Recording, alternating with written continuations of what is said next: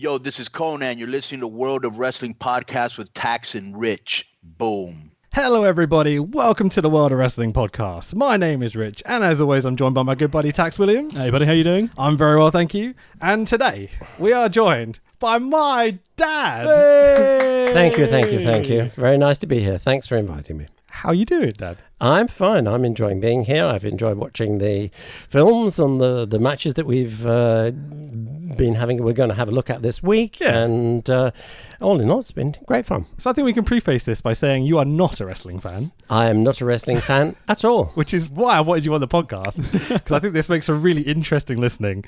And I think the way I described it to you in the email or the phone or whatever we ended up talking about was, if someone out there had a son or a daughter that was into pro wrestling and didn't quite understand what was going on, maybe this would be a good podcast to hear. Yeah, I think so. It's a good idea. Yeah. But if this was a show to make you want to become a wrestling fan, I think we picked you a bad one. Well, I think of the matches which were included in the clips that I saw, I thought two of them were well worthwhile watching. The others I wouldn't cross the road for. One of them, I've seen more serious Chinese burns in a primary school playground. They were absolutely shockingly bad and a waste of time and money. That being said... Hang on, have you been watching the back catalogue of my matches?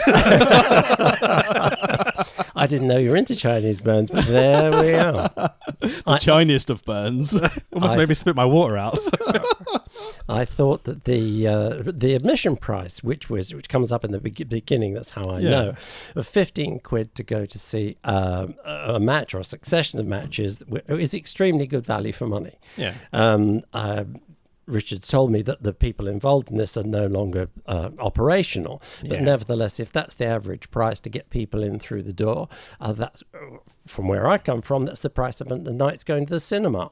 Yeah. And I reckon at 15 quid, I think that it offers good value for money and good entertainment too. I think the thing is, as you touched on the cost of entry, I don't think all the things that, because obviously Defiant, What Culture have now closed down, I don't think it's a case that they've run out of money. I mean, I know obviously they paid their talents a fair whack of the gate and they still had a bit of a cut themselves, but they had such an online presence when they were What Culture before shenanigans occurred, which sort of harmed their brand a little bit. But I think the reason why it shut down is because, if you watch this 52 weeks a year...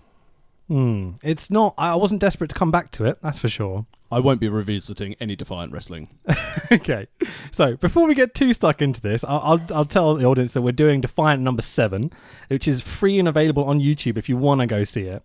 It's from the 12th of December 2017 at the Coronet Theatre, London, England. Is that how you pronounce it? Coronet? Coronet, yes, that's right. Is this a theatre you know? Because you're a bit of a theatre bod in general. I have a feeling that it's one of the ones sort of in the King's Crossy sort of area, but I'm not absolutely sure about that. But it's used for a sort of alternative theatre, small productions, that sort of stuff, relatively short term. It's very far from being a prestigious West End venue, but nevertheless it's well known for putting on all sorts of alternative shows, magic shows, that sort of stuff as well. So it's on the circuit for unusual theatrical performances, and we certainly got those. What do you think? Well, yeah, for sure. What do you think about the venue? Because it's weird in that this company is based in Newcastle. We'll get into What Culture and all that sort of stuff in a second. But this is one of I think their only shows in London.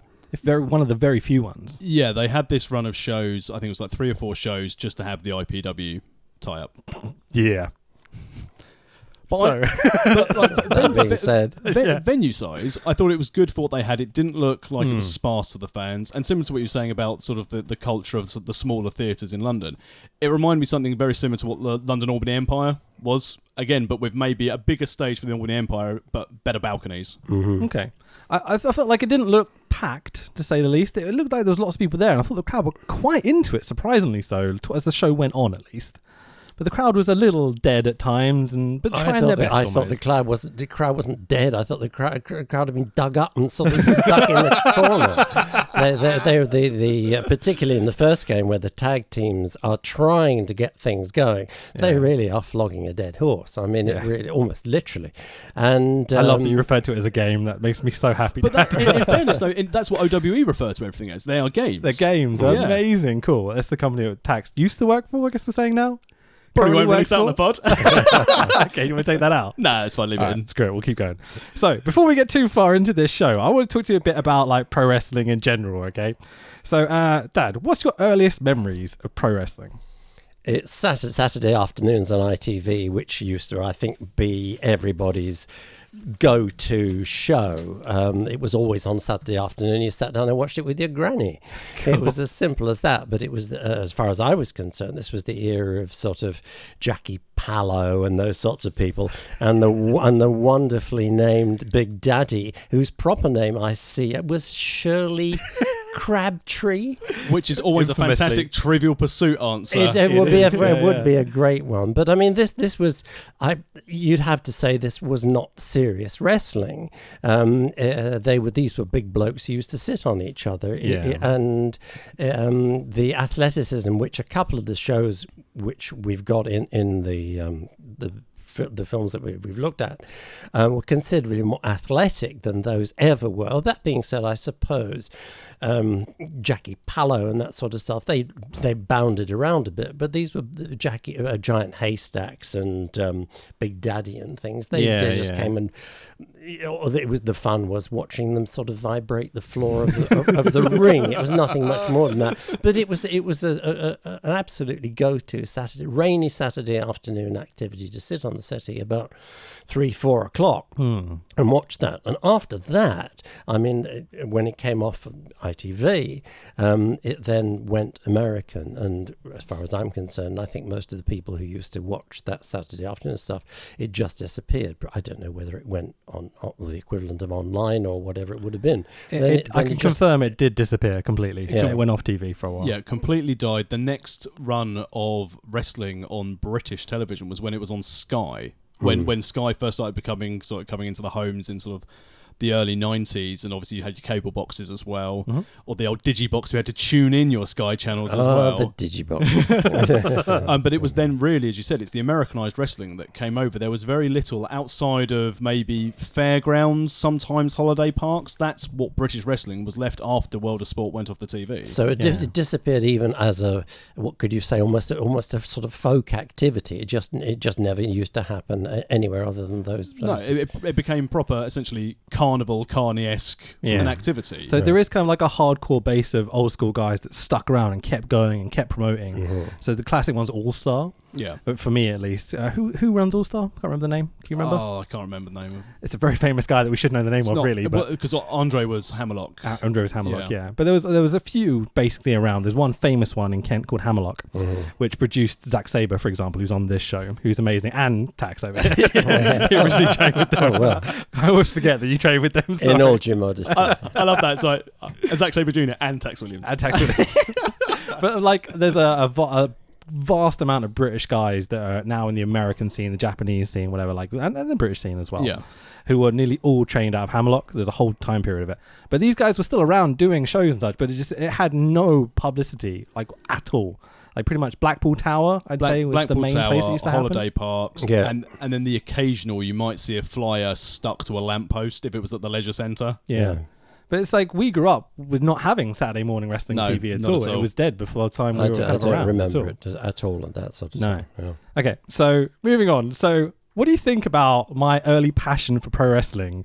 And what do you think about what did I show as a fan of wrestling? You were a front row forward playing rugby, and I think it's a natural progression to want to grapple things after that. I've never been there myself, but I mean, if that's where you're going to go, it's where you're going to go. Okay, I can see that. Yeah. Given that, other than the occasional sort of glimpse of the American things which we were just talking about, there was very little around. It was a surprising sport to latch on to. Yeah, and I still think even these days, to sidestep a little, boxing I think has disappeared a lot from the public imagination, because it's gone on to Sky or wherever else. People don't immediately remember the current boxing matches and things. Absolutely. And I don't think that, again, just to look back a little, I mean, in the days of sort of Cassius Clay and Sonny Liston or Muhammad Ali, then everybody knew that. Again, I can remember sitting down with me granny and granddad, and watching Muhammad Ali fights, and my grandfather was the most passive of men. And yet he really used to get excited by these things. All that sort of stuff disappeared. So your youth, or the youth of those in their 30s, was not informed by this. So apart from that little bit of American stuff, I was surprised that you picked up on that as a sport. Okay, I'm pleased you didn't choose boxing, because I'm not terribly fond of that. But I mean, that's, Yeah, I don't want to get punched in the head for a living at all. Like, I always knew that pro wrestling was a dodgy enough industry, and I never wanted to be involved with it. So I think you should probably be happy about that, because I mean, what can I say? But yeah, cool, awesome, really interesting to hear. So I guess we should just get into the show now, shouldn't we? Yeah, let's go for it. Okay, so this is broadcast on live on YouTube, as we said. Maybe not live, recorded. Yeah. They did their tapings, and I think it was like 8 o'clock every Friday. Okay. What Culture and Defiant. So the show starts with an advert for an upcoming show in Manchester, and there's an American voiceover on this British wrestling company, which immediately made me go, "What the fuck? Why? Why is there an American doing voiceovers?" Because Dave Bradshaw clearly can't sell anything, because he can't sell wrestling moves. Do you know what we mean when we say sell? Only in the context that I would know sell as trying to convince people of certain product. Exactly. That's exactly what it is. So if, like, I gave Tax an elbow in the face and he went, "Oh, my face," he would be selling it well. Okay. I realise there's a lot of terminology that we're going to be throwing out, which I think is fun to do, but whatever. So there's a last week on Defiant recap kind of video package thing. It starts off with Zach Gibson in a stairwell cutting a promo. Not the most glamorous of starts to this show, almost. It's where he belongs. Yeah, sure. Well, soon to be the world's. Yeah. The backgrounds to most of the interviews really are rubbish. They're not great, are they? They look as if they're against leaking toilet walls for the most part. All they've got to do is get a bloody bed sheet and pick it on the back wall. It would look more professional. I mean, that is classic Brit rest, isn't it? That is get a bed sheet or get some kind of tarpaulin at the back. That's the way forward. Yeah. I think to play devil's advocate, I think Defiant are going for a raw punk rock sort of vibe necessarily. Do you think that came across at all, or just amateur? Yes, just amateur. Okay, cool. And if you're thinking this is the same time that Progress are doing punk rock style for sure promotions, and then if you look at Progress's shows, it's a case of that is gritty, that is what they're going for. Whereas Defiant, I think it's a case of, we need to do some backstage interviews. What should we do? I'll just stand in front of this panel. That'll be all right. It's not... yeah, great. So Rampage chases off Gibson after he's mean to a chap in the ring. Aussie Open beat the current tag champs of Primate and Jimmy Havoc last week. Mark Haskins beat Martin Kirby, which means IPW have control over Defiant for the next 3 weeks. 3 weeks. Which is a strange storyline to come up with. Basically, someone's going on for an extended bit of annual leave. Yeah. Sorry, we've signed up for you 2 weeks. Do you really want the third? We'll just get this guy to sub in for us. That's what it was. And the last bit about this video package, there's that is it. So there's like some slow-mos, some monochrome filters and things, but this didn't get me hyped for the show. This was school project. It's also that barely any of these people involved in this video package are on this show. So for you, this is useless. It seemed to me to be utterly disconnected. And if I was paying for this, I'd have felt well ripped off at that point. Yeah, at that sure. point. At that point. Yeah, really, I would have gone out in the kitchen and made a cup of tea and kept an ear on the thing. And when something actually started, then I'd have felt that was worthwhile coming in to see. This is how we watch most of these shows, isn't it? I wanted to. I really wanted to. And I was like, only 2 minutes in. It drove you to the electric kettle. I'm not going to lie, 3 minutes into the show, I went and made myself a measuring jug full of Angel Delight. So I was hoping it would help me get through the show. What flavour? Chocolate. Oh, butterscotch is the way forward. What's wrong with you? Segueing, I've got little miniature pots of butterscotch Angel Delight which are ready to Jesus. go. Okay. And also, in a measuring jug, the butterscotch Angel Delight for some reason doesn't set as well as the chocolate. Good to know. This is a wrestling podcast, all right? This is what we talk about. It's just nonsense. Living dangerously, folks. So, Mark Haskins, Austin Aries, and a person I don't know. Any idea who the third person was? What at the promo bit at the beginning? Oh, absolutely no idea. No, there was a third young boy who we don't really know. Young boy is a trainee. It's a Japanese term we throw around sometimes. So they cut a promo. The terminology we don't actually throw around young boys. Definitely this not. isn't the Tate. Well, there was one of these bouts, if I can call it a bout, which did look like there was a young boy being thrown around. Oh, there is later on. Which I found it pretty objectionable, frankly. Okay, right. So Haskins is quite... This is a promo from the week before they're just replaying. Haskins is quite animated. Aries has this... We defied Defiant, and then just walks off. Doesn't really give a shit about his job, does he? Haskins goes... bitch as he walks off because he's a bad guy that's got attitude. And this is the last if we see these people as well, so this is completely useless for this show. Just saying bitch define you as being a bad guy. You sounded to me like a rather discontented squawker in a punk rock and a glam rock band, not a punk rock band. Oh, absolutely, yeah, go on. I mean, he's nailed it, but I think the other main reason why is probably because his wife hadn't been booked. True. Scheduled to appear on the show. His wife is very beautiful, very glamorous. He is less so.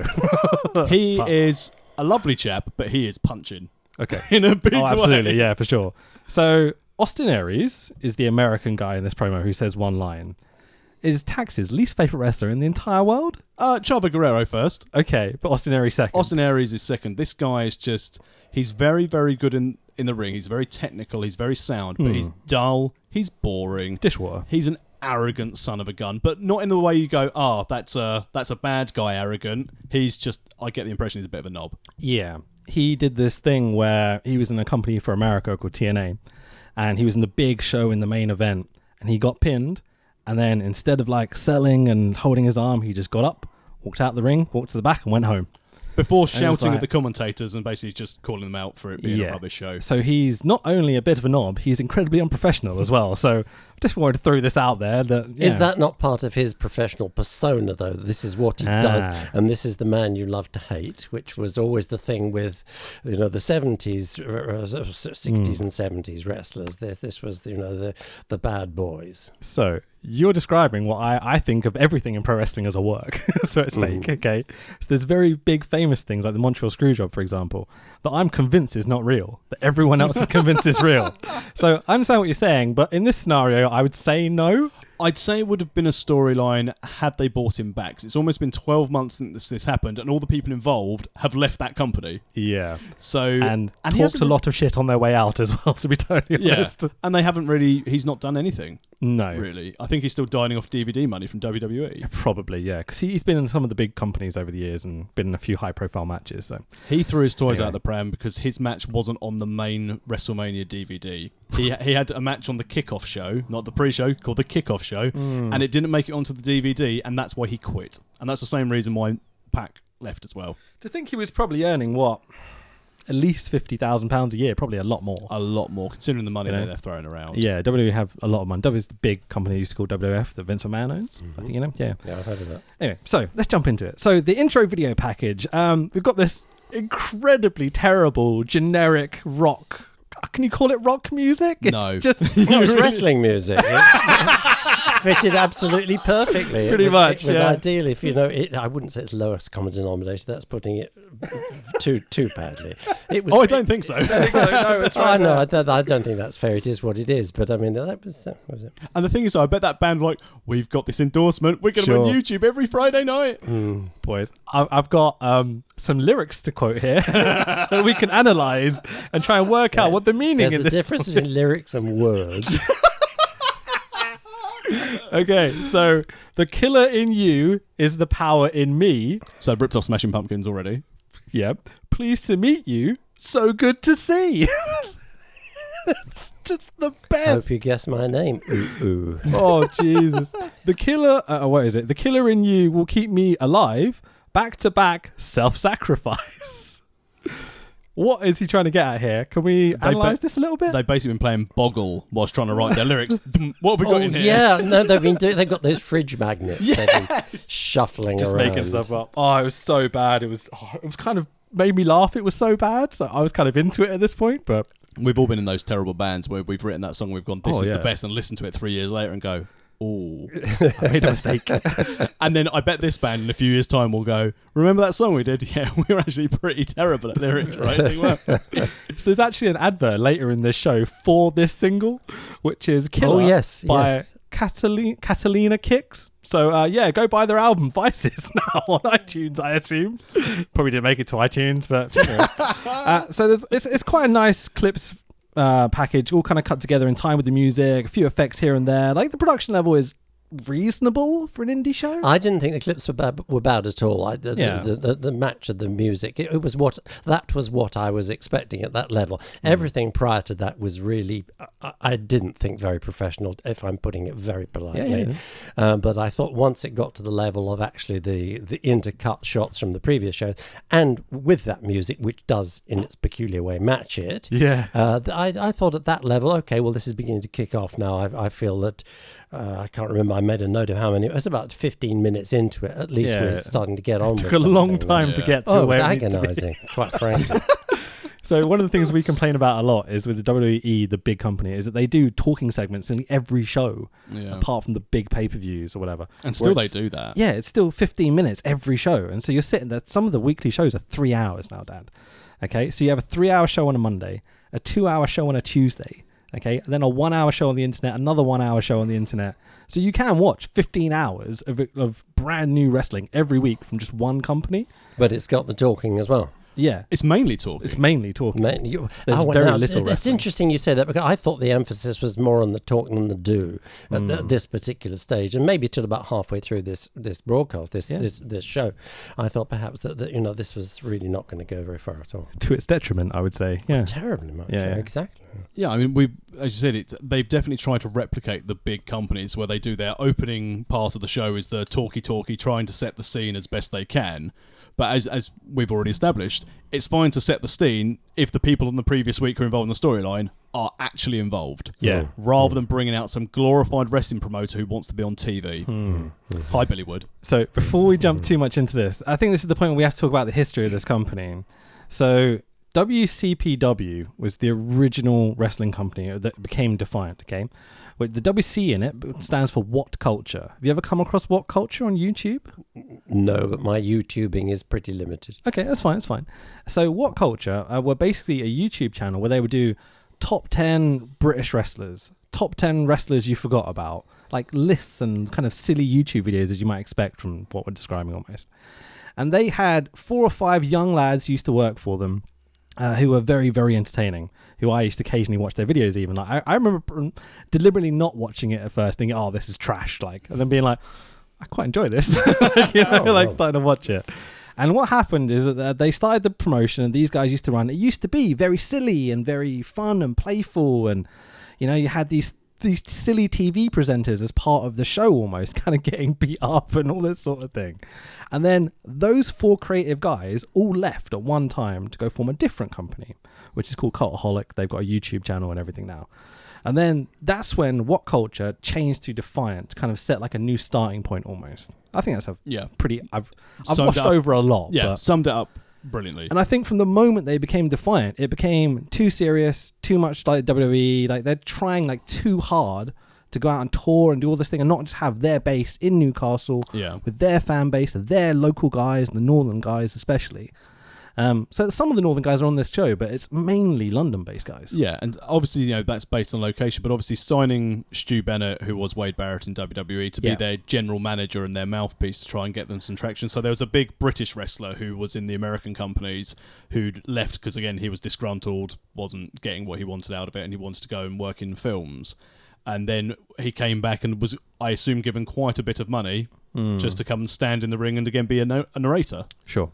So that's how we've got this company, basically, is what it boils down to. So I don't know why I needed to explain this, but there you go. So let's carry on, shall we? So we cut into a dark venue with some spinny red lights all over the audience as Dave Bradshaw, shouting as always, and James R. Kennedy, who's the big Scottish lad on commentary, who's followed me today and sent me a nice message on Twitter. Really? Yeah. Okay, so they welcome us to the show. So, Tax, you're a commentator. What do you think of these lads? Oh, James R. Kennedy's nice. Yeah.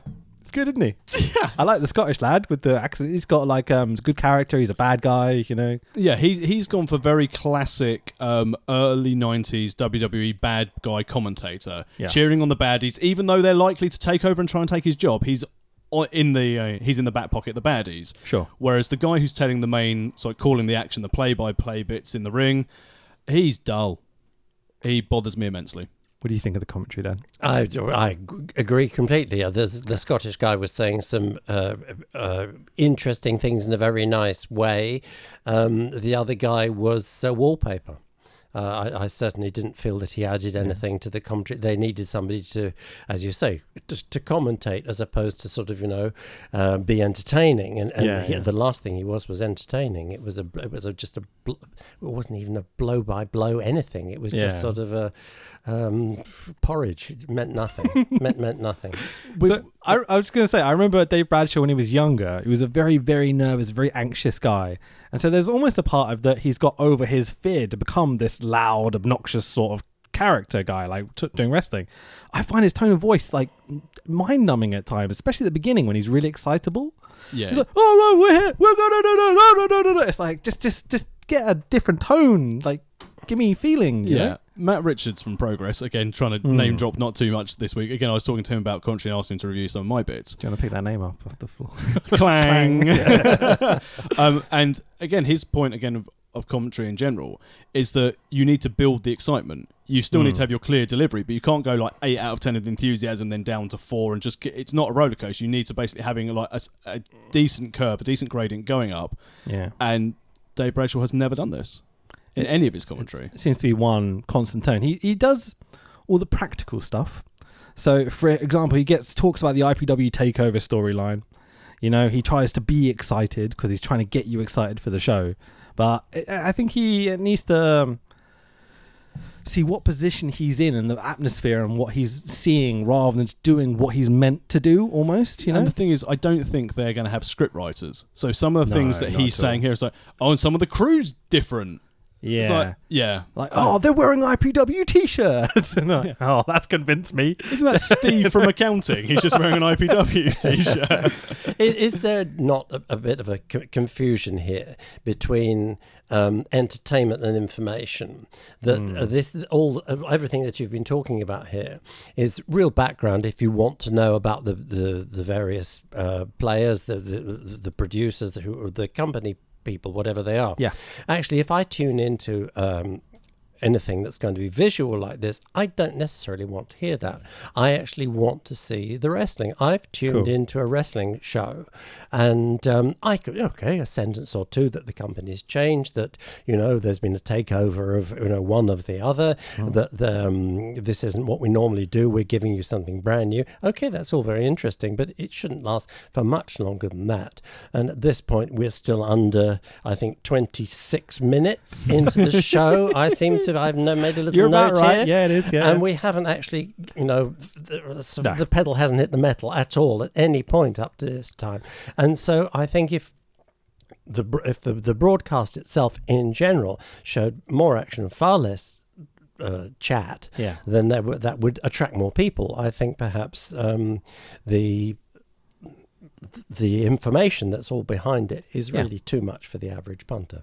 And again, I completely agree, because as you said, if you're coming into this cold, you've never watched wrestling or you've never watched this wrestling product before, you've got the best part of half an hour of faffing about. Yeah, absolutely. And Tax, you're talking about it, what's the word, a dramatic sort of pushing up to making something more exciting. There's obviously a structure here which you can apply to a show. You can do it you can just write it down and sort of follow it. You don't need a script, but I mean, that's the shape of the thing. But that is quite aside from knowing that the directors of the company have changed, or that so-and-so is wearing a blue T-shirt today. It could have been a one sentence, let's get to the match almost, you know, but they, again, 26 minutes in, like, let's get on with the fucking show, eh? It's a long time. And a ring announcer announces IPW owner Billy Wood with Rob Sharp and No Fun Damien Dunn as Billy Wood trips over the entrance curtain. And he's not the only person that trips over this curtain tonight. I did have a little snigger at that point. I think we all did. So Billy Wood cuts a promo here. Well, do you want to talk about a little bit our history background with Billy? And we don't have much of a history, but Billy Wood bought IPW following a unsavory incident that happened there previously. Let's just say it. So a guy called Dan Edler used to own IPW, and he was a fucking paedophile, basically, is what it boils down to. I'll throw it out there. I'm brave enough to do it. He's a piece of shit. Yeah, for sure. But I used to watch him around shows, perving on little girls and stuff. And, I definitely kept an eye on him a few times during the shows. It's horrible. Horrible piece of work. The actions that he's undertaken are absolutely disgusting. Yeah. He'd shortly after this and selling on IPW to Billy Wood, so we'll get on to in a second, he then went off and tried to set up another promotion, behind as a shadow director essentially. Yeah. And he was selling tickets for, I think it was going to be, was it Sittingbourne or Gravesend the show was? And then about a week before the show was going to go ahead, people realised the kid who was basically fronting it on his behalf just said, just so you know, this is Daniel Edler's promotion. Yeah. And it just crumbled very, very quickly. But Billy Woods, who took over, I believe he's the chairman of Eastbourne FC. So excellent work to Billy Wood for investing in grassroots football, but you shouldn't come anywhere near a wrestling promotion because all you're looking for is a little bit of fun for yourself. Yeah. So we've been to a couple of IPW shows since Billy's owned it. Not the best. God, no. To the point where we've been sitting there going, why are we still here? And the ring broke once in Canterbury. That was bad. Yeah. So the ring broke halfway through. There's support beams underneath the ring, right? So one of them's obviously gone completely. On the floor. Yeah. And so you've got this ring, which essentially looks like a bouncy castle for most of the event. And you've got one of the greatest wrestlers in the world, Puck, in your main event, who's coming back from Dragon Gate in Japan for this one show, essentially. And he comes out and you can see his expression these fucking pricks, as he's wandering around the ring getting angry because the ring was just absolutely ruined. So. But he's now recently sold this on to Mark Young, who runs another promotion called SOS and also Wrestling League. Yep. So now it's going to be International Wrestling League. International Pro Wrestling League. What do you get when you buy a wrestling promotion? A ring and I think some you get tapes? You get your ring, your back catalogue, you get your merchandising and your licensing. It's not a great deal to acquire, really. You don't get Larissa's wages, 2 Mars bars and some Haribo. Anyway, let's jump into it. So what do we think of Billy's promo here? He sets up the IPW Defiant matches for the future. He seems to forget what he's saying a couple of times and kind of goes into the microphone and walks back and lays on the ropes and laughs to himself a little bit I've forgotten where the fuck I am in this script. Shouldn't be allowed a microphone. He's a businessman. He's not a performer or a promoter. He was dry, he was dull, and he was in it for himself. What more can you say? There we go. Good stuff. So I'm never going to get booked anywhere again. It's fine. Which is fine, because I like Warhammer more than wrestling. So there's an advert for a paywall ad service. Access Defiant, around $8.99 a month. That's dollars again. I don't know why you would pay for any sort of on-demand service when all their shows are available for free on YouTube. It seems like an odd choice. Again, I'm being shilled things that it's over half an hour into the show and I'm not suddenly fighting. Still no matches yet either at this point. It's a surreal concept anyway. So our first match of the evening, the Prestige of El Ligero and David Starr with the prestigious one Joe Hendry versus CCK of Chris Brooks and Travis Banks. So the first thing I wanted to talk about here was, did you catch how many nicknames David Starr had in his introduction? It was gobble garble over my head, completely, absolutely nothing. There were four guys. I wouldn't say they're dressed identically, but pretty much the same, indistinguishable in the ring, and indistinguishable in style and quality, which was poor. Okay, this is really interesting to me. Okay, you mentioned this to me a little bit earlier.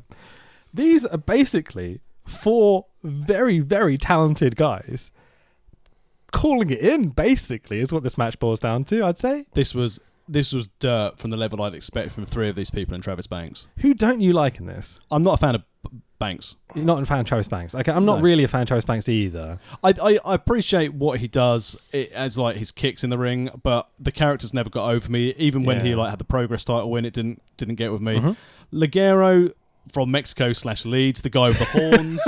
He didn't look the most Mexican of people to me, even with the mask on. He's now signed for the WWE, right? In this Mexican lucha libre gimmick, cutting promos like, all right there, boys, like in his Leeds accent. Arriba, lads. It's hilarious. It's one of the funniest things WWE have ever done, but it's not, I don't think, deliberately funny. No, it's inadvertently brilliant. Yeah, but Ligero is one of the guys that you can put on any show across the UK, and he can headline it. He can do it because all the kids love the gimmick, the lucha guy. He's very safe, so he's, he can tell a story as well. Yeah. They do not get the opportunity really to work here. My thing here, as you mentioned, with like David Starr's intro of his like 10 things, the ring announcer just didn't get it over. He just listed them off. He's the cream in your coffee. He's your favourite wrestler's favourite wrestler. He's really good at Twitter. As opposed to some of the other big shows where you've got a lot of crowd interaction. He's really good at Twitter. So they make on the other shows that he's been on, they make a really huge point about they get him in the ring, they do the introductions, and they spend like 10 minutes going through all his names, and it's a running gag, But here they just don't give a crap. They miss all the like minutiae of what makes wrestling funny and entertaining and such. He's really good. He's all the way from here. He does this. I'm very monotone, and I go and again, same thing throughout the show. The ring announcer just didn't care. The ring announcer was absolutely diabolical. He should have paid them. They shouldn't have paid him. He was seriously dreadful. Yeah. And I have to say that I don't understand the rules of the refereeing, but particularly in this first contest, I don't know what the referee was doing, and it was utter waste of space. Okay. It didn't make sense to me as somebody who's never sort of seen this thing. I didn't understand what the tag wrestling was that was going on. I've watched tag wrestling way back when, but it was nothing like this. And whatever the referee, I'm presuming, is just there as eye candy. I mean, he's just there to fill the corner, the unoccupied corner of the ring, and that's all that he did basically. But the ring announcer, you're quite right, was absolutely diabolical. I don't want somebody coming and sort of shouting and making too much of what's a relatively small venue. That would be disproportionate. Yeah. But you have to make it like a show.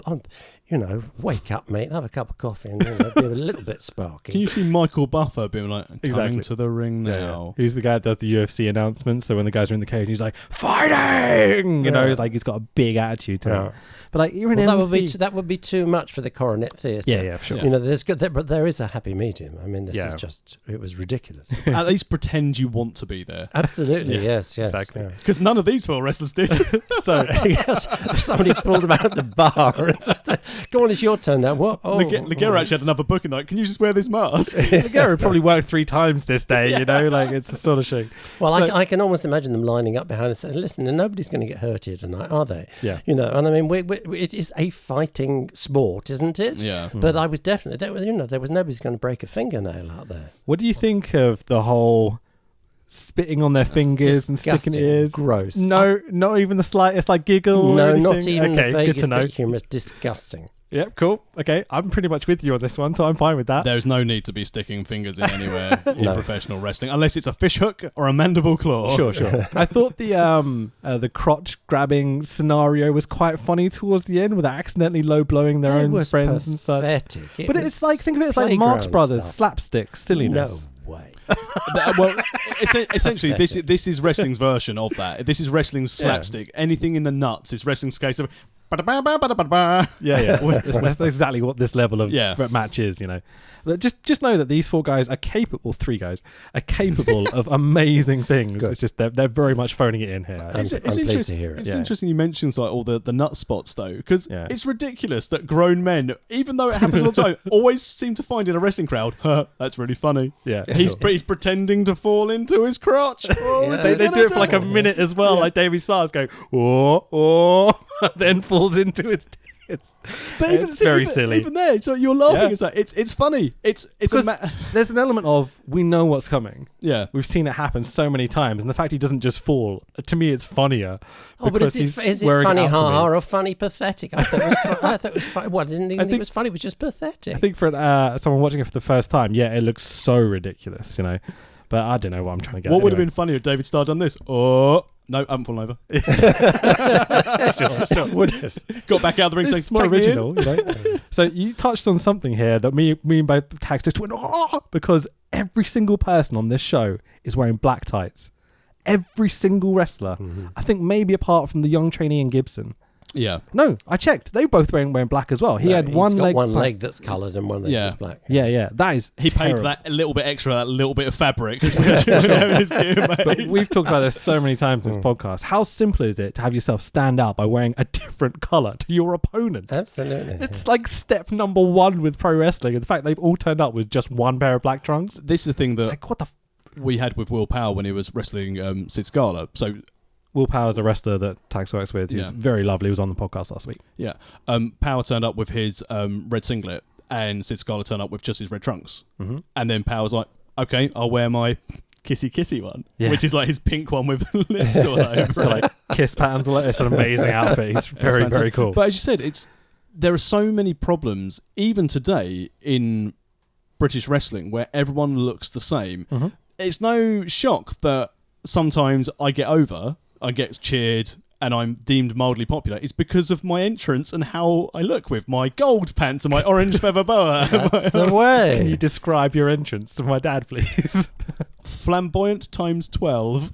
Excellent. Well, that's entertainment. This is supposed to be entertainment. Confetti guns, streamers. Oh, yeah. A lot of pandering. I mean, there happened to be a lot of streamers in the audience this day as well. I don't know how they got there. Oh, who knows? Who knows how they got there? And so when Tax went around the ring, he had little like confetti cannon gun things, so poof, poof, be like sparkles and such as he came out. Well, I threw glitter out of my bum bag, which people kept on when they were working. They went round out the back after they'd been eliminated in the Rumble, and a couple of guys like, "You've got glitter on your back. How the hell did it get there?" About 5 other wrestlers shout out, "Bloody Tax!" Yeah, for sure. We'll have to get you to one of their shows one day. I would love to see that. It's genuinely hilarious. Yeah. So the finish in this match, let's quickly talk about it. Springboard off the rope, cutter by Ligero, a big lariat by Davey Star, or what you might know as a punch, basically, for the 1, 2, 3 and the prestige win. Star kisses the camera in celebration at the end. It's kind of genuinely grotesque. But that's what David Starr was at that time. He was the proper dirty, sleazy wrestler at that time. For sure. Joe Hendry applauds some commentary and proceeds to mock Travis Banks for losing. As we all do. Banks makes his way to commentary to give Hendry a forearm. Trav then gets dragged away and then runs back to deliver a big boot to Henry. And there's this brilliant thing where Hendry's selling on the floor and the camera's filming him and someone steps in front and Hendry goes, no. The camera's over there. Don't get in my shot. Like a proper diva. What do you think about the post-match shenanigans, and does this make you care about anything that's happening here? No. Yeah, me neither. Like, none of us give a shit. Like, no, it involved a lot of people who personally I don't particularly care for in ring. I said I respect them. The fact, again, don't let my disdain for these people go. It's just they're not my cup of tea. Yeah, sure. What do you think of Joe Hendry on commentary? Scottish guy. I liked it. I thought it was perfectly good. Good character. Yes, and good interaction, and actually telling you what's going on as well as being entertaining. Yeah, I didn't think it was too distracting here. No. And in fairness, I don't like his in-ring persona, but out of the ring, he's a legitimate sports athlete. So you know he has the medal? Yes. That's a real thing. He's an amateur wrestling Commonwealth champion. Amateur Wrestling Champion. I'm sure, yes. No, why not? Was it Commonwealth Games? Yeah, he went to the Commonwealth Games, I think, at this time. So that was a real big thing for him at this time. Yeah, so. no, I like that. And it did really well because he's booked nowhere. Well, he was booked for TNA for a while in America. Oh, yeah, because he was with Grado, wasn't he? Yeah, I don't see what he's currently doing. I think he's working for ICW still, but that's kind of his home promotion. It's a bit regressing almost, But Joe Hendry is one of these guys that talks ill about how other people do professional wrestling a lot publicly. So I've watched a few interviews with him where he said that like this is how pro wrestling should be. And I'm not a fan of that way of thinking. And that for me, the thing I love about professional wrestling is when it has variety. So you get comedy, you get big technical stuff, you get big hard-hitting old school matches. Like I want to be a varied selection of entertainment as I'm watching, I don't know. Yeah. That's where I come from. And you need a bit of diversification because especially now, as you said, especially with like the main sort of big American products, you're watching 3 hours. If it's the same dross for 3 hours, they've got a championship title in the American promotions now where you can win it anywhere, any place, anytime as long as you've got a referee. And they splits up a 3-hour show, and normally these 5-minute segments are the best parts of the show. They're more spontaneous. There is the whole thing. There's a huge degree of contrivance about it, and this business of the last time of the guys coming out of the ring and coming up to the commentary box and all this.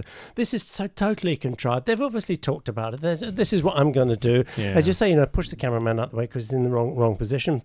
It's also artificial, whereas what I want to see is a degree of spontaneity, and a couple of these later matches you certainly do get that. Yeah. But this whole stuff is a complete waste of space. This could be, again, another accusatory thing about how the WWE do stuff and how Defiant are doing it here. Yeah. It feels a little scripted, to say the least. Yeah. Okay, let's move on. So, Zach Gibson backstage promo. Liverpool's soon to be. What do you think of this promo and the way he cuts it? The Scouser guy. Joke. But don't you hate him? No, not at all. I don't care. Amazing. Because Zach Gibson is like the most booed person, I'd say, across the whole of the UK. When the WWE started their UK division, they had chants in the crowd that says "shoes off if you hate Gibson." The entire arena took off their shoes and waved them in the air. Yeah, I've never heard of that. That's great. Yeah, really good moment. So he talks about the wrestling trainees, Rampage Brown's wrestling trainees. You don't even get to see Rampage on this show, but they talk about him like 10 times. Yeah. I wish you could have seen some Rampage matches. He is hilarious. He's a big brummy dude that just squashes guys essentially, but unfortunately you don't get to see it there. Gibson finishes this promo by going, "When I wrap his skinny little arm around his silly little head."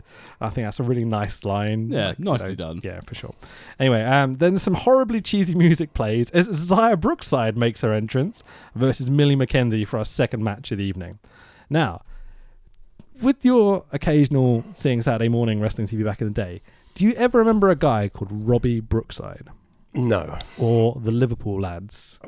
Not really, to be honest with you. It was Liverpool Lads, wasn't it? Yeah. Okay. So Robbie Brookside is one of our, I think, heroes is an understatement. Mm-hmm. One of the names who kept wrestling going all the way from like late from the 80s all the way through, and he now works for WWE as a trainer. Yeah. Right. So he's now like the Wenger, the Unai Emery, whatever of like WWE. Like he's the guy that like him and Regal, two British guys, basically run everything there now. It's amazing. Right. Because they're known for this technical, solid style, right? Zaya Brookside is his daughter. Right. Semi kind of estranged daughter. They didn't have a relationship for a long time. No. But you can see a lot of this classic British style coming through in this match, I would say. Yeah. But you spoke to me earlier about this. You did not enjoy this first one at all. I didn't think it was terribly exciting. I can understand her technique. I thought her technique was very good. Yeah, because she's 18. Yes. No, the technique was very good, and I could see that there was a huge potential there, definitely. And after the rather unexciting first bout, this came as a breath of fresh air because they were actually moving around in a reasonably athletic way. Yeah. Although I was not convinced, but that what they were doing was very effective. Best than the old Monty Python thing. What will you do to turn around and run away? and you've gone a long way before one or other of those would have caught you. That's for sure. It's not a simulated fight. It's a dance routine. Oh, it was certainly choreographed, yes. Yeah. I think the thing with these two, because obviously you've got Zaya Brookside, who's 18, Millie McKenzie, who was 17 at the time. And don't get me wrong, Millie's gone on to do huge things, even since Defiant. Oh, they were both terrific. I wouldn't have distinguished. But I think what you definitely lacked here was someone with a little bit more experience in the ring. Because as you said, this match, I get the impression, as you said, was very much choreographed, move for move, step for step, backstage before they came in, and then you could tell sometimes where things weren't going according to plan because they had to sort of bumble about a bit to reset to a point sort of similar to, again, if you're on stage, you suddenly go, I've forgotten a line. You try and get back to a stage where everyone can go, you don't miss too much of the story. And I felt that was here with these two. As you said, there's no doubt that both Zaya Brookside and Millie McKenzie are top female athletes, top wrestlers in regardless of gender, but I think they're both better if they have different dance partners. Yeah. They also need some time to develop because you see some of their stuff nowadays and it's a lot more convincing. So both these girls have been out to Japan a few times, which is like you learn to wrestle strong and what we refer to as stiff. So it's like you hit a little harder, basically, is what it boils down to. And so it comes across as a more realistic kind of suspended disbelief fight scenario thing going on. But I thought it was quite a fun, short, typically British World of Sport-esque sort of match. This made me want to bring up one thing about World of Sport, which was the Saturday morning TV show that broadcast the wrestling. Do you remember there being a big thing about British wrestling before the FA Cup final? You mean sort of being scheduled to go on before an FA Cup final? Yeah.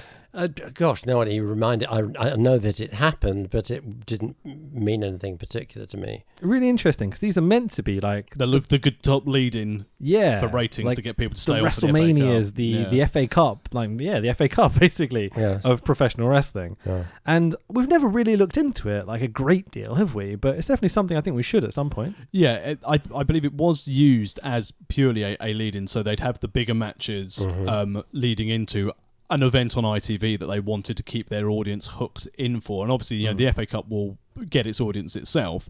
But if you've got wrestling fans who haven't watched the FA Cup, they'd have the promos during World of Sport to, again, make promos. They'd have the adverts for it beforehand to try and get people to stick around. To get them to stay sitting there and watch the football. Yeah, because it was on ITV, and obviously the FA Cup will be broadcast on the BBC and ITV. I'm sure it was. I can't remember.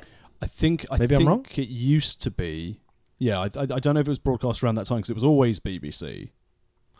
Let's skip over. So this match ends when Zaya misses a clothesline. Millie gives Zaya a brutal-looking German suplex, a spinny neck breaker thing for the 1-2-3, and your winner is Millie McKenzie. Music immediately interrupts her moment of victory, and Bea Priestley comes out. And she sounds incredibly posh. I've never heard Bea talk before. And she came out and she was like, hello. I was like, oh, wow, you're not from Essex like I thought you were. You're not one of the swords of Essex, are you? So Bea Priestley is the girlfriend, partner, whatever, of a famous British wrestler called Will Ospreay, who is... describe Will Ospreay. He does things that the human body shouldn't be able to do. He defies gravity. He defies all forms of physics with some of the maneuvers he does. Yeah, we've seen him fall on his head and neck way too many times. He needs to cut this jazz out basically to save himself. But he's just out. He's a guy who's very determined, very confident in his own ability. Yeah, but at the same time, Bea Priestley's is there purely on merit. She's not there because she's Will Ospreay's girlfriend. Oh, absolutely. I just wanted to give some background. Like the thing for Will Ospreay is that he can do things like he can spin 630 degrees and then fall on someone perfectly safely over and over and over again. Unless the person's not there and it'll land on his head. That happens. But anyway, so but Will is from Essex, so I assume she would have the same accent that Will Ospreay would have. But no, she's very, very posh. She I'll just go with the age again. I worked out Bea Priestley was about 21 at this point. So all three girls are under 21. We've got a 17-year-old, an 18-year-old, and a 21-year-old. Too old for Redler. oh, Jesus. Anyway, so she explains, that she is the first Gaijin to win the Goddess of Stardom Tag Team Tournament. What do you think I mean by that? She's been to Japan and won a competition. Nothing much. There you go. It means nothing. Or to me, maybe it means nothing in fact. But I mean, Gaijin is foreigner in Japan. Oh, obviously. Okay, good stuff. Goddess of Stardom is a tag team tournament. Mm-hmm. Okay, but Stardom is the female promotion in Japan, and they beat the crap out of each other. Is basically what it boils down to. Right. Some of these girls in Japan are terrifying. Hi, Chris Wolf. Yeah, for sure. Yeah, she's amazing. Yeah. She did her retirement tour in the UK. We didn't go to any of the shows, did we? Blood, we should have. Anyway, so Bea challenges Millie McKenzie straight away. Millie grabs the mic and in a massive Brummie accent accepts. It's just the best. Going from like really posh Bea to like, all right. It was the most unspontaneous piece of spontaneous action I think I've ever seen. As if suddenly, Superwoman turns up in a rather... Well, with the women, at least you could distinguish between the costumes. For sure. But I didn't feel that was terribly well handled. Yeah. Although Millie McKenzie also wearing black. So was Bea was Zaya as well, and Bea a bit, but they both had colour in the thing. Yeah. And the thing with them is that like Zaya Brookside has bright pink hair, and Bea has like red hair at this time as well. Yeah. So at least you can tell the difference between which one's which. Yes. What do you think of this second match with Millie McKenzie? I thought the second match was very good. It was very entertaining. Yeah. The whole thing. At this point, the show begins to lift, and from this point onwards, I would have paid me money to see it. I thought they were very good. They. Millie does have this she just had this one German, whatever it is, German move, suplex, yeah, the German, backwards, which was she executed absolutely brilliantly, and a bit of a one-trick pony. That's really her. It's the shot in the locker, isn't it? But the rest of it, I felt was very good indeed. It was well worth seeing, and the interesting thing too, we were talking about how supine the crowd had been up until this point. The crowd suddenly got together, and there was a bit of involvement there, which had been sadly lacking in the earlier part. Oh, for sure. So from this point on, the whole thing for me lifts. I think the women did a great job of getting the crowd going. And I think it's interesting you mentioned about Millie McKenzie and her suplexes, that she's only got one thing. That was at the time her thing. She just did suplexes. She had like t-shirts that said Suplex Millie on it as well. So the fact that straight away you picked up that's her one thing. Yeah, it's good there. So again, from a new set of eyes perspective, it means that her gimmick essentially is getting sort of attention and people understand it. And it was brilliantly done, brilliantly executed every time. To be known as the one girl on the British scene that does tons of suplexes is an easy way to get noticed as well. You know, it's definitely an element of trying to stick out, trying to be different, because there is an amazing amount of pro wrestlers in this country and this planet at the moment. I think Millie hit her stride at the right time in British wrestling as well. She's done a few bits with NXT, but she's doing the tours while still studying and also going to Japan as well. It's impressive. It really is. It's a hard schedule. Yeah, for sure. So the match basically is 3 brutal German suplexes by Millie straight off the bat. The crowd started to get into it, as we were saying. Much more strong style than the match versus Zaya, which is much more catch as catch can, sort of like trying to out wrestle each other. It's just them two beating each other up almost now. Yeah, until you got to the forearms. When and this is the clear sign of who's been to Japan at this stage and who hasn't, because Millie McKenzie hadn't done any tours of Japan at this stage, so her forearms were still connecting. But when Bea Priestley was hitting her forearms, it looked like she was proper whacking her. Yeah, it's a style thing, you know? Yeah. So the basically strikes, suplexes, submission holds, like kind of good strong style, typical wrestling. Strong style is what we're describing now, the Japanese style, basically. So we get a cheeky Nando's by Bea Priestley. Do you catch this name?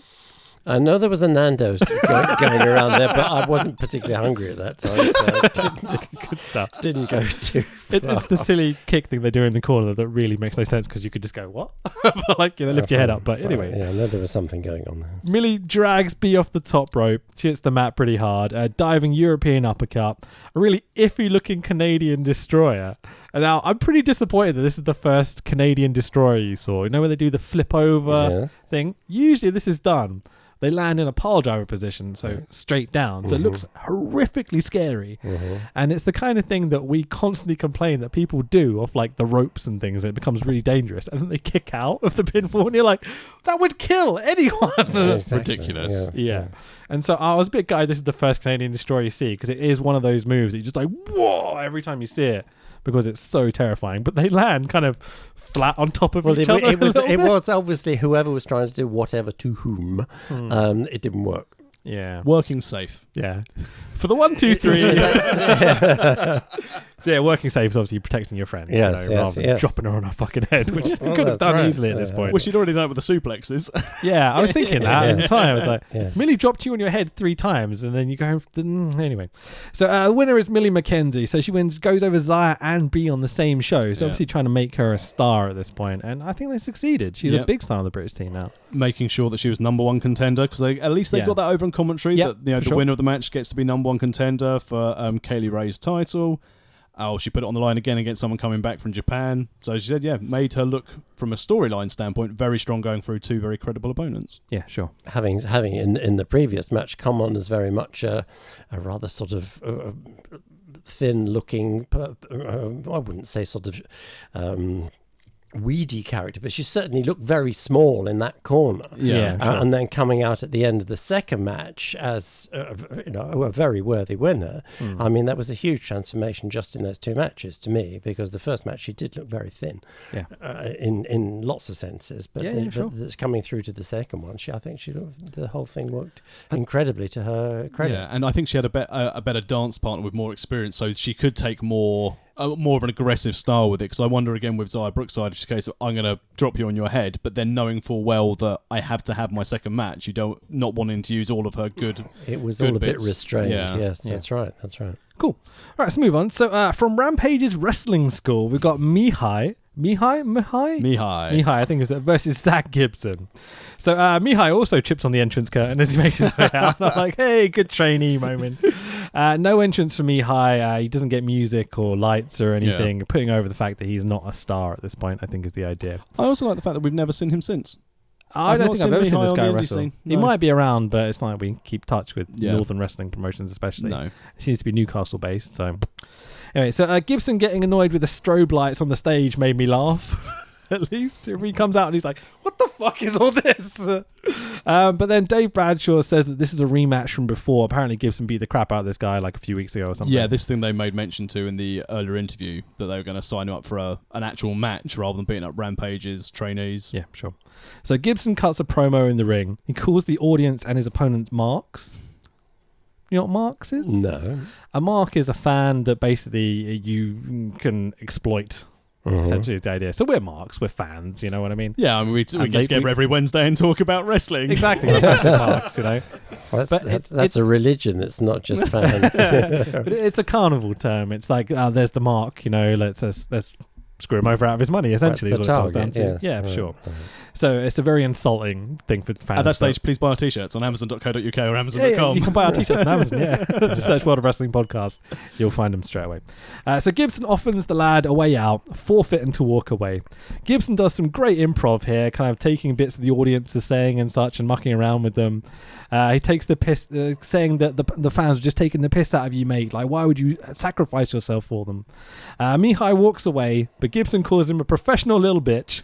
Because bitch apparently is a word we can say on YouTube and still not get demonetized. I think that's where this is coming from. And Mihai heads back for a fight. What do you think about this scenario leading into this Gibson's work as a bad guy? And I know you weren't too keen on the earlier stuff, but I thought he did a really good job here, like improvising with the crowd and, you know.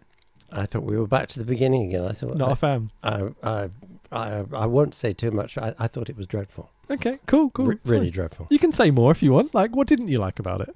The introduction, the improvisation, fair enough. That's interaction with the audience. You get that if you go and see a comedy show in the Edinburgh Festival. It's exactly what you get. True, yeah. But if we go just a little further, I don't mean to sort of jump what you're going to say. That's fine. Richard, yeah, we can talk about that. But I mean, if we actually talk about the match itself, it seemed to me to be bullying. Oh, that's exactly what it is. But I didn't like it. I don't want to watch bullying. But is that not how it's meant to make you feel? No. You're meant to hate him so he gets beat next time because he's the bully. No, it's just bullying. Cool. Not clever. And hasn't, for me personally, had no appeal. I was almost repelled by it. Okay. Almost. To the point of just like not wanting to watch it? I'd have turned it off. Okay, interesting. Yeah. Really interesting. Because as Rich was saying, I think the storyline which they wanted to build to is that you just want to see Zach Gibson get beaten up himself and have a taste of his own medicine. Because again, in context, if you could have seen what Rampage Brown looks like, so where his wrestling training school where he trains up Mihai and all the other guys, to then see Zach Gibson in the ring with this giant of a man Rampage Brown, to then have essentially get his comeuppance, but then ultimately, as you said, from a moral standpoint. But then you're beating up a smaller guy, so does that mean another bigger guy has to come and beat you up? And then we're just going to get round to like Godzilla. Yeah, sure, I can get it. I'm really interested that you don't like this, because this is a trope of professional wrestling. This happens like almost every show, that some kid will get beat up and someone will get their revenge and all this sort of thing. Well, if it looks a bit like a fair fight at some point or other, then fair enough. But okay. I mean, from the trip when he entered the arena, yeah. To the end, it was just a waffle. It was like the school bully beating up newbies. It was just it was horrible. Yeah. So there's a bunch of footy chants here as well that I wanted to get your opinion on. So like the stand up if you hate Gibson, and you know they do the what do you think of Gibson like we do with Tottenham fans. You know? I should probably leave. Sorry. What do you think of Tottenham? Shit. What do you think of shit? Tottenham. Thank you. That's all right. We hate Tottenham. They do that with Gibson. Like, this is what I love about these silly London crowds. Like, the chanting drives me fucking insane sometimes, because they're not watching what they're not responding to what they're seeing. They're just chanting for the sake of chanting. But this has its moment for me, and this was it. This was the time to do the silly chants and such. Like, yeah, to try and get in playing their role as the third man. They're trying to get involved. Yeah. Do you like adding this culture from football into wrestling? Did it add anything for you? Didn't add anything for me. I just thought this whole section was pretty execrable. I didn't like it at all. And having got the audience on the side of the female wrestlers earlier on, I would have felt that the audience would have felt a bit. I don't know. It doesn't seem to be to me to be the same audience. There's no involvement. There's reaction, but there's no involvement in the way that there was with when the women were wrestling. It definitely killed momentum. It's a bit like seeing Real Madrid crush a conference side or something. That you don't get a lot from it in any way, but you might. James might score a goal. Yeah, indeed. So Gibson works the crowd quite a lot in this match. He's talking at the crowd, which leads to a hope spot for Mihai. So aside from this one sneaky super kick he gets in, Gibson completely dominates the match. Locks in the Shankly Gates. Do you know what Shankly Gates is? Nope. It's the big gates in the Liverpool Stadium. Oh, I see. Because obviously he's a Liverpool guy. Yep. He also has a move called Helter Skelter as well that I always used to think was the... the Beatles song. I actually thought it was a reference to Manson because his whole thing was Helter Skelter and the race war and everything. I was like, how can he get away with this? And I remembered it was a Beatles song. I was like, that's where Manson got it from too. But anyway, it doesn't matter.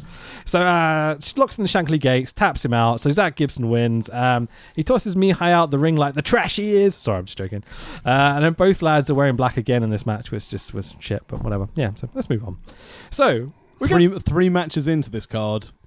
And there's been one or two all right moments, but technically, it's not great. Sorry, technically 4 matches because Millie wrestled twice. Yeah, but having Millie versus B Priestley is the highlight of the card so far. Yeah, I'd agree. Absolutely. The girls worked really hard. Absolutely. I see the women standing out on a professional wrestling card because there was times there would be no women at these shows in the audience, in the ring, anywhere. It was only all the boots of the cars with the lads driving to the next town.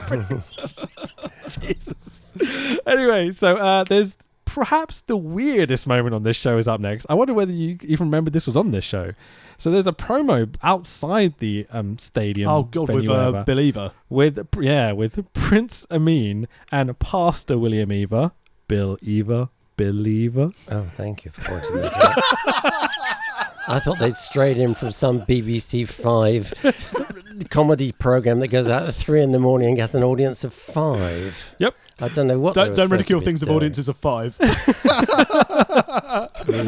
Wrestling is famously rated out of 5. Oh, so well. I didn't mean that. I mean, there were 5 people sitting there. So the promo is from earlier tonight, as it says on the screen. Something about a whole new world that felt really weird and racist because I was like, you're doing a whole new world wearing a turban as an Asian dude. I was like, this is strange. I love an Aladdin gimmick. What was happening here? Did you get anything from this? All I got from this was Bill Eva was basically trying to zhuzh him up to start something, but it won't be for 3 weeks because IPW are busy. Taking over Defiant. It reminded me of going to very cheap cinemas where there used to be the advert for the local Indian restaurant sort of snuck in between the big adverts or the B picture and the A picture, and it was just. This would have hit the editing floor faster than you can possibly realise it. If I'd have had any say in this, like it would have been like, boom, no, get rid of that. We're not using that. I also like the fact that Bill Eva looked like he was dressed as like the lead singer of Korn. Yeah, the big crosses and the big strange Puma tracksuit might as well have been wearing. Like Prince Amin is genuinely hilarious in the right roles and such. Like he can play a very good bad guy and a very good comedy like idiot, basically. Mm-hmm. Bill Eva has gone on to I still can't say that name without just something depressing in my mind. Bill Eva, really? He's gone on to do a new stable, I guess we'd call it. Yeah, DNR. Yeah, called Do Not Resuscitate, which is about how they're the guys that have been overlooked and such. And so he's now doing like, you remember the guy that used to stand outside the station in Camden Town preaching? That I once shouted at that followed me into the tube, no? Oh, yes, okay, I do. Cool. Yes. Okay. So he would shout abuse at people walking past, and I was like, F off you, effing whatever, because he was shouting at me, and I was like, I'm not taking that. Anyway, he's that gimmick now. So he just walks around Camden shouting at people in this gimmick. Oh. It's pretty funny. So I'll have to look out the next time I go to Sainsbury's. marching down the veg aisle screaming at me. I'm not going to be very happy about that. So, just in case it isn't him, don't talk to him. But you I hated your stuff in Defiant. It's just some religious weirdo. It's you off the telly, isn't it? And then he'd be like, "Oh, he's one of me. He's one of me." But I mean, a lot like with the other stuff in this show, it feels like they just don't give a crap. They've turned up, filmed this segment, and gone, right, I'm going home. I've got to get the tube. See you later. Yeah. Out of context. Do these guys get paid for this? I doubt it. Not for a pre-tape, I don't think. I was saying to my dad earlier in that there's probably more than just this hour and a bit filmed at this taping. Yeah, I think the 3 weeks I think the whole show's over 4 hours. Okay, so I think filmed for 4 hours. Do you get your money's worth? The previous week was London as well. Right. And then they've got the 3 weeks. So it's basically going to be like a 4-hour show when you put in all of the adverts. Okay. And then at the actual main show in London, they would have had here's our gimmick table, buy our raffle tickets. Because everyone loves a raffle at British wrestling. Oh, yeah. For sure. We think we're joking. There's always a raffle. Anyway, so this leads to tonight's main event of the evening for the Defiant Wrestling Internet Championship of Speedball Mike Bailey versus our current champion of Zack Sabre Jr. This Internet Championship where this title match is not available on any individual matches on the internet other than this YouTube channel. Well, it's still available on the internet. I think that's... I think you're being a little bit critical. And he's defended the title all around the world. He's defended it once. Oh, what? In Japan. Zack? Once. That's it. Oh, okay. That's fine. That counts. It's a world title Only now. got to go around the world to get to Japan, haven't you? be generous. Fighting on the aeroplanes. No, this is my belt. Now get me my peanuts. Yes, I was fighting all the way around. So let's quickly just talk about the beginning and then we'll talk about what we think about the match. Okay, so the commentators are putting over that Drake... I'm assuming James Drake rather than Drake the rapper. Yeah. Has injured Mike Bailey's knee, so he's coming in with a bad leg into this match. Drake the rapper. That would have been interesting at least. This James Drake guy is okay. He's the tag team partner of Zach Gibson, so you can see how they're the bad guys of hurt Mike coming into this match. So Speedball does his Karate Kid intro stuff. This is him in full cheesy mode. Yeah. Because he wrestles in Japan now, and he's more serious, but just a bit less Karate Kid with the silly belts and everything, you know. What did you think of him when he came out? Because I'll say it. So when he came out, I thought, oh, this was not your best time. It's a little cheese balls. Well, I've not seen him at another time, so I didn't know what to expect really. But I thought at least he was moving around a bit like an athlete and looked as if he was going to put on a show as opposed to the four in the first lot. There was, we said, I think it rather looked like they'd been heaved out the bar. It was just a complete waste of time. But no, I think he came out to somebody who'd never seen him before. They seemed to demonstrate intent, which was great, you know. And finally, he was the first out. It's always difficult to be first out. There you go. You knew that the big star, because he was the champion, they'd announced him as the current champion already. Yeah. He was going to come out second. So a difficult position to fill, and he filled it well. But first, main event entrance. It's the first person who made an entrance where you actually thought, this guy might be a bigger deal than what we've had so far on the card. Yes, absolutely. I may have thought it was a bit cheesy, but he got his character and his gimmick over straight away. You know he's the martial arts guy. Yeah. He's the karate element. And there's always been these guys in the British wrestling. Well, there's one now at the moment who's also gone over to America called Shea Fu. Oh, nice. We talked about this. Yeah. So he's gone over to America at the moment. But yeah, Shea Fu has taken over essentially the Speedball Mike Bailey karate Zen gimmick. Cool. I like the silliness of, like, even when I saw shows, like we used to go to Hertford Town Hall as like very young kids after school and such to watch All-Star shows, and there was literally a guy whose name was Kung Fu. It's not the most original of names, but he was. Yeah, for sure. I saw him wrestle Tatanka once. You'll get this. What an athlete. There you go. Okay. The offensive Native American gimmick. Yeah, for sure.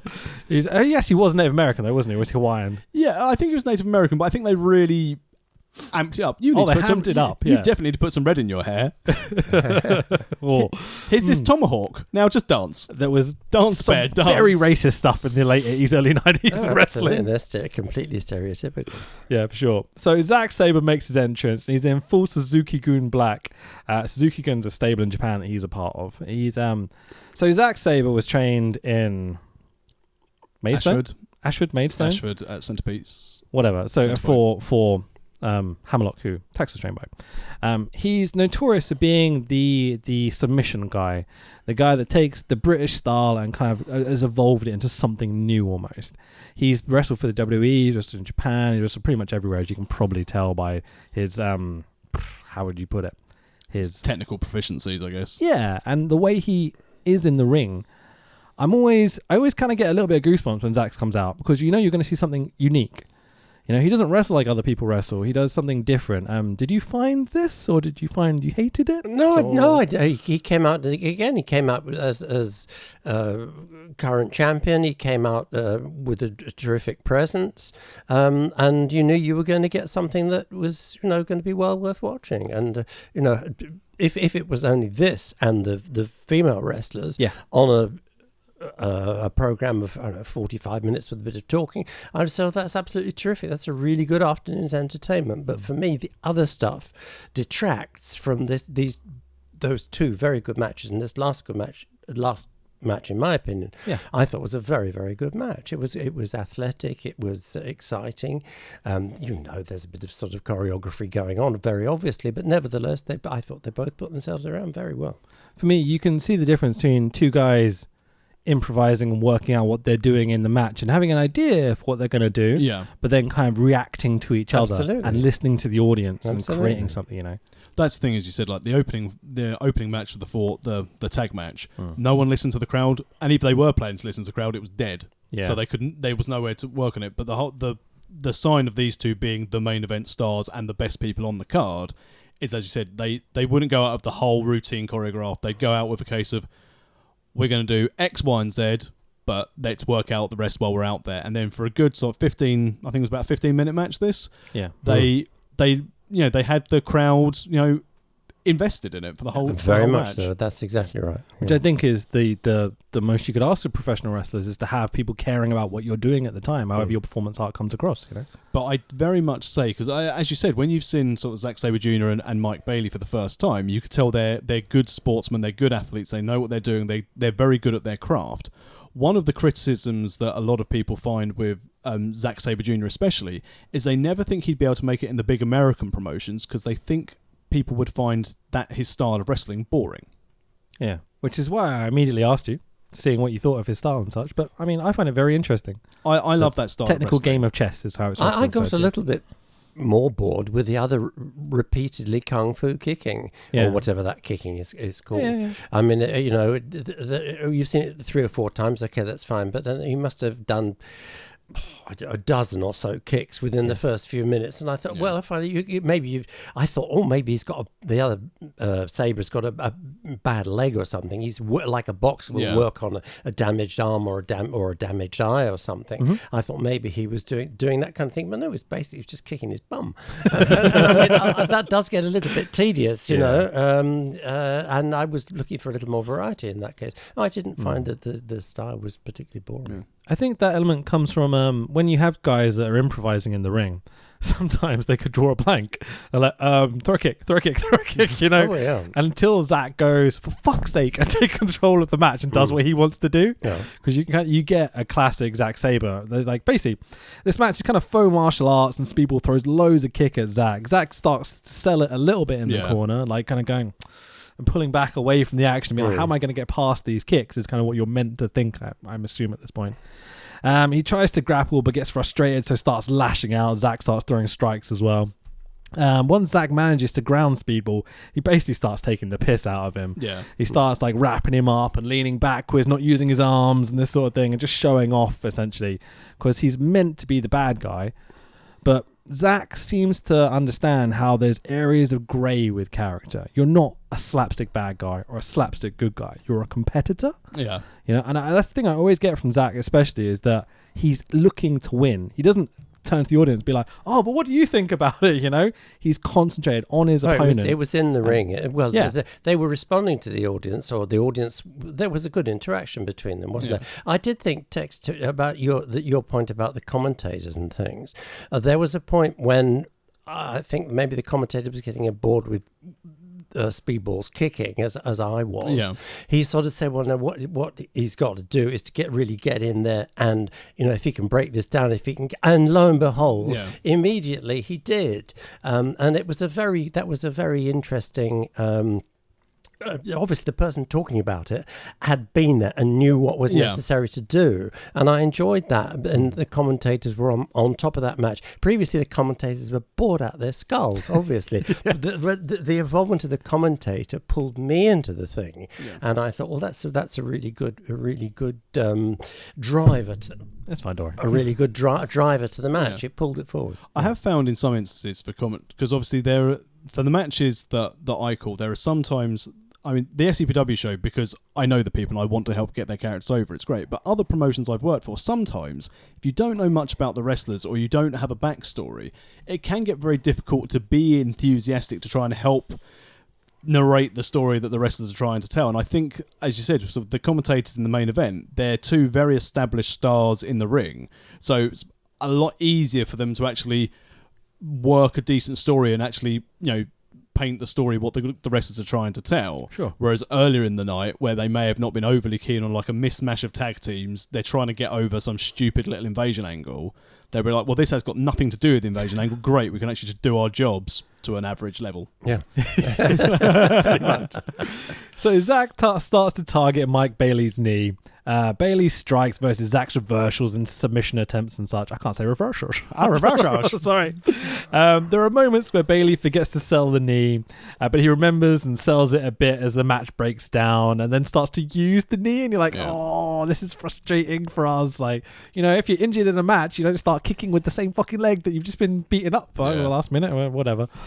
Some outstanding reversals. Bailey stops and does a double backflip onto a double knees thing where he lands full flesh on Zack's torso. This got a huge pop from the crowd. Like, did this shock you or?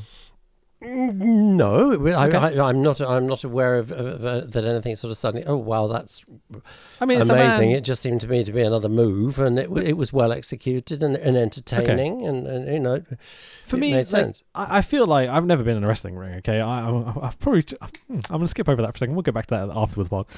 So I've never been in a wrestling ring. But like seeing someone land full force with both knees onto another man's chest makes me go. And just instantly, like, I know that's got to hurt no matter what. So I see a guy do an arm lock, and I'm like, well, I know what they're doing. He's technically wrenching him. It's not painful as such. The idea is not to hurt your opponent. That's the whole fucking idea, really. Wait, what? It's not real. Now you tell me. But to see something like that, like, it shocked me. And then they do the same thing off the top rope, doesn't he? So, he does a shooting star knee job off the tippity top of the top rope from Bailey onto Sabre. And I'm like, even more ow. Like, that looked like it fucking very athletic. Very athletic, though. For sure. But these are the moments that, like, the crowd are really into it as well. Yeah. Anyone of any age, so it's obviously people, so the younger sort of viewers will be like a case of, oh my god, that's so cool. And again, adults will be sitting there going, ooh. Yeah. I think one of the things that you've been to we haven't talked about this. We'll finish the match. We'll talk about this afterwards. So there's a fight forever chant. Fuck these people. But anyway, sorry. Just skip over that. So Bailey kicks Sabre in the head a few times. I think it's the third attempt. Zack was meant to grab Bailey's boot, but kind of doesn't. Yeah. Bailey just stops the kick right on Zack's shoulder, unfortunately. They kind of a little bit of a botch here at the end. Zack realizes, immediately grabs Bailey's boot, yanks him down, ripping his leg off. Zack stomps on Bailey's head for good measure while wrapping Bailey up in a one-leg crab, grabs Bailey's arm too. The angle looks horrific, like he's tearing him apart. A little smile on Zack's face. He grabbed the arm as well. He goes, "Oh, really?" For sure. Mike Bailey taps out and still internet champion Zack Sabre Jr. So we end with a couple of adverts for upcoming shows, and we're out of here. So that's pretty much it. So great to show. Obviously, great. So next week we've got our 2-on-1 handicap title match. But didn't we just have someone become number one contender? So we've just ignored that storyline completely, and then we've ignored the rest of the invasion angle. Yeah, the whole invasion angle felt completely separate to all the matches on the show. It seemed very odd to have this storyline worked in with this terrible actor guy at the beginning. It's awful. Yeah.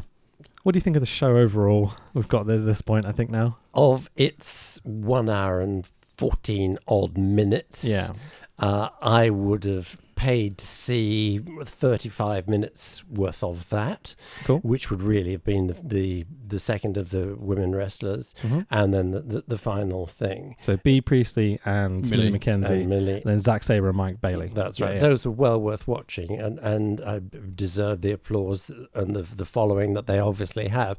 They're high class acts. They score on the athletics side, they score on the entertainment side, and it was well worth. This was the old Saturday afternoon stuff back with a vengeance, but it was better than that because it was more athletic than I remember it as ever being.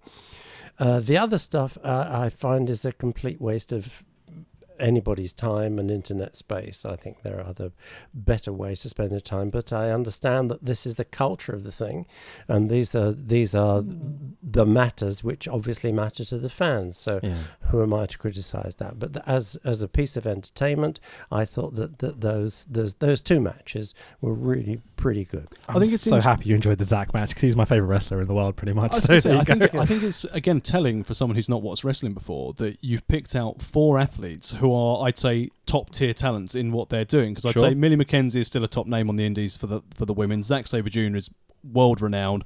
Mike Bailey, not so much, but he has had his time where people have been really interested in him. And Bea Priestley, again, with her tours of Stardom and her recent tour in Japan, she's going to be a huge star. Yeah. All 4 people that you've pointed out are now like mega stars in their own promotions, essentially. It's fantastic that there is this international following in Japan and here, and I presume they go to the States as well. And even it's great that China, India, all these places now are starting to get big promotions. It's great Saudi we've got Arabia. British athletes doing this.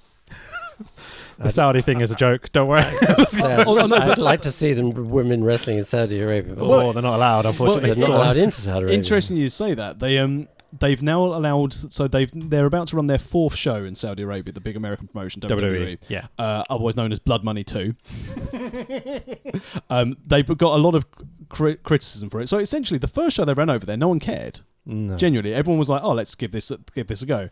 The second show was at the same time that the journalist got, where he went in to get his visa papers and just walked out the door the other side. Yep, it definitely wasn't murdered in the Saudi consulate. Definitely not at all. Definitely. And then the most recent show was a massive cluster, and very few people turned up for it. But from the second show, they've had a female commentator. And for this show, the most recent show, they had 2 women wrestlers who were on standby to wrestle. Apparently, I assume it's probably more good press and spin than anything. They were trying to get the women to wrestle on that show. But I also see it from the other side of things, and some people from Saudi Arabia's comments of, why should WWE come over and dictate your rules over our laws? And so they went, nah. They didn't let them wrestle.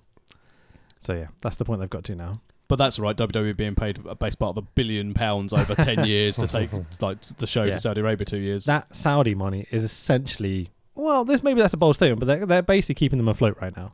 WWE is not doing so great in terms of viewerships and stuff, but financially they're okay. Financially, last year was the best year they've ever had as a company. From turnover to profit margin to shareholdings to interest in the stock market. This year, probably due to the controversy of the Saudi shows and maybe not as much money, their profits have still taken I think it's about 2-3% hit going down. But they're about to move over to Fox Sports in America on a £1 billion TV deal. It's your favourite person, Dad, Rupert Murdoch. But unsurprisingly, Mr. Murdoch, being the shrewd dickhead businessman that he is, can kick them off the station at any time if they don't meet certain ratings. So WWE could be in trouble in 12 months' time. It's a very interesting time period, which leads me into the kind of the big overall conversation about why we did this show particularly. So Defiant has shut down now. It was never really explained why, but we've gone over the history and everything. So at the same time, this week, Jim Smallman, who's one of the lead MC guy that is the Progress guy, Progress who have taken us to Wembley and everything else, he's now off. He's going to go do something else, probably to the WWE. I think he's just going to be full-time for WWE now. Yeah. So they have a lot of links with the big companies and such. But this has led to the boom, people suggesting the boom in British wrestling especially has come to an end. And so there was a hashtag floating around Twitter this week saying, what was it? British wrestling's dead? Yeah. Yeah. And I don't know. It's a really surreal moment for us because it's weird that there's still a scene But you can't debate the fact that a lot of the guys who were the big people on the scene, guys and girls, have all spread off to other places now. They've either gone to America or Japan or something like that. And I don't know. There's a conversation to be had here. I don't know what it is, though. The issue what occurred early this year and even like the last 2 years, WWE have been wanting to run their own British brand. So they've got a brand called NXT UK, which led to them signing a lot of the top name talents. So just on this card, Zach Gibson is gone. It's the Scouser guy. Zaya Brookside's been signed up as well. Who else in the main event? El Ligero. Ligero's gone. Horns. He's now gone. Travis Banks has gone. You say gone, they've gone where? They've been signed by WWE, so they're not available to work these other shows. The independents, I understand. basically. So their contract says they work for us and you can't freelance. Yeah. And then the rest of the other talent has been signed up by OWE UK. Who's another promotion who are a Chinese promotion who've got a UK wing coming over. Mm-hmm. So what's happened over the last 18 months is that wrestling promotions who used to rely on these bigger names to come into their promotions to bring fans, to draw an audience, so they make money. Of course, people want to see the famous stars. It has backfired on them because those promotions who have always relied on this imported talent or this talent from other promotions, these big names, they haven't focused on making their own or developing the next crop of stars. The promotions who haven't focused on bringing external talents are still thriving, and you still get some of these wrestlers come from making big names. So, for example, Millie McKenzie wouldn't have been making her way to where she is now had Toni Storm, had Rhea Ripley all still been on the UK scene. But the WWE having their presence, the big American corporation signing up all of the talent, whether people agree or disagree, it has hindered the UK market because promoters weren't willing to create new stars and give new wrestlers opportunities. In 18 months' time, because we've got so much talent, so many wrestling schools, so many wrestling promotions, there will be some top stars, but then you've got to sort of think, where will they go? Because now the NXT brand in the UK is a stepping stone to get to the States, or alternatively, go to Japan. And that's where people can make their money. And I think a lot of these wrestlers are realising that if they think the boom period in British wrestling is about to take a downturn, and I haven't decided whether I think it is or not. Yeah, I'm not sure either. They're going to take the money. They're going to take the guaranteed money. So NXT UK wrestlers on a basic contract are on £16,000 to £18,000 a year.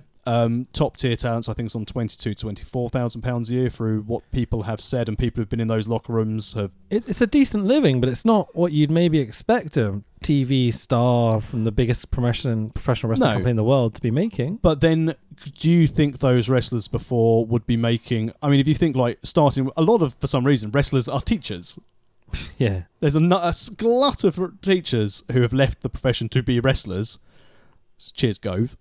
forcing people out to go into professional wrestling rather than teach. Sure. But if you can make 24 grand a year and you only have to work 12 times a year and you can still do occasional other bookings. Bloody hell, you're probably right. Yeah, they probably don't work more than 12 matches a year. You've got to be at the performance centre, so basically you get paid to go to the gym and train. Yeah. The other thing they've done is they put their big show on the same day of the Six Nations in Cardiff where Wales are playing at home. Dumb catastrophe. Yeah, really dumb. And especially when because you sometimes see it when you go and watch UFC or any MMA fight, there's always wrestling fans who think they're tough and they're going to try and challenge rugby players to a fight in Cardiff. Idiots. Absolute idiots. So I guess the thing I wanted to ask you, Dad, is have you, over the last, say, 5 to 10 years, have you noticed professional wrestling more around you? Because you live in North London, which is kind of the hub for a lot of these promotions now. I suppose I've seen the occasional poster stuck on the wall. More than you used to? Probably, but I mean it's very far from prominent. Yeah. The big shows which go on at Alexandra Palace and there's things every now and again. One does certainly see flyers for those. If, for instance, you go to a Mexican restaurant and there's something that's going to have a bit of a sort of lucha libre in it, then you might like pick at the Roundhouse and stuff. You might pick up a flyer or something or other like this, but it's very far from being high profile. Yeah. So one of the myths I kind of wanted to dispel on this podcast was there's a certain promotion in North London that around, 4 or 5 years ago, a bit longer, Progress has been around? Yep. I said the name, bollocks. They claimed to be like the first promotion in London, which is just absolute nonsense, right? I always used to see posters around the show.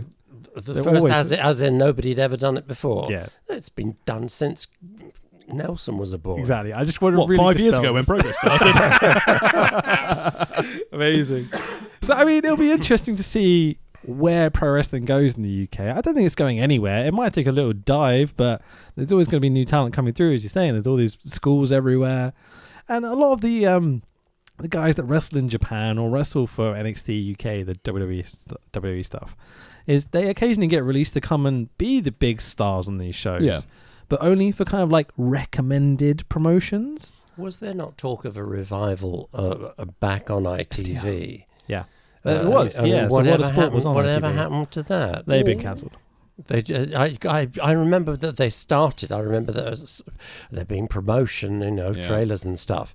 But I'm doing other things on Saturday afternoon. Did you watch any? Watching Nelson? No. Okay, cool. Neither did anyone else. No, neither did anyone else. We watched the first show and it was a bit like, okay. Yeah. I don't know if people have changed their habits or whatever else it was, but I mean, there isn't that Saturday afternoon slot in most people's lives. You're out doing other stuff, or you're probably watching other sport, which maybe would not have been as accessible in the past. Yeah, sure. The problem is because they brought it back for a 10-week run on ITV after they did a Boxing Day and a New Year's Eve special. That was it. That was a holiday thing. And because the ratings for that were quite good, because obviously, again, Boxing Day, you've got families round, and again, it's nostalgia for those who maybe watched WWE or again watched wrestling sort of in the old world of sport days. That's right. And then it got commissioned for a 10 episode series, and it was awful.